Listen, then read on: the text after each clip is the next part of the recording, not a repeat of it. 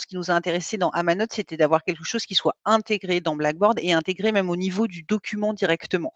Parce que, contrairement à d'autres outils de prise de notes qui vont être externes, là, c'est vrai que l'étudiant, il y a cette logique effectivement de synchronisation entre, les éléments du cours qu'il est en train de regarder et le fait effectivement de retrouver, l'ensemble des notes, qu'il pourra prendre, qu'il pourra même partager d'ailleurs, ensuite en potentiellement si on active un mode collaboratif. Donc c'est vrai que ça répondait effectivement à cette logique intégrée et aussi à cette dimension collaborative qui est importante pour nous, école de commerce.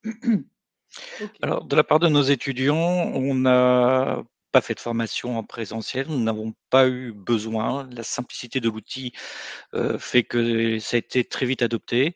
Nous avons juste mis une note dans un cours qui regroupe les différents, outils de l'EDEC, sur Amanote, en utilisant notamment aussi votre, lien, votre tutoriel Quick Start, que vous nous avez, communiqué et on a remarqué que les étudiants l'ont très vite adopté sans vraiment se poser de questions. On a très peu de retours de problèmes sur Amanote. Et OK. je préciserai effectivement que c'est pas le cas sur tous les outils. Nous, on accompagne beaucoup nos professeurs et nos élèves.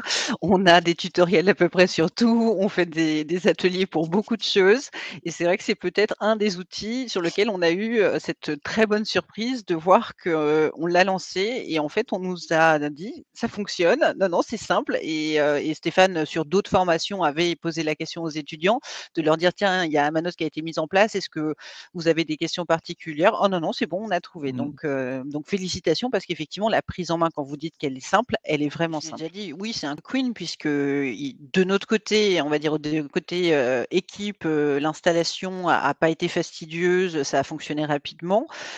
Côté étudiant, on voit qu'effectivement, le la prise en main et l'usage se sont développés, simplement et rapidement.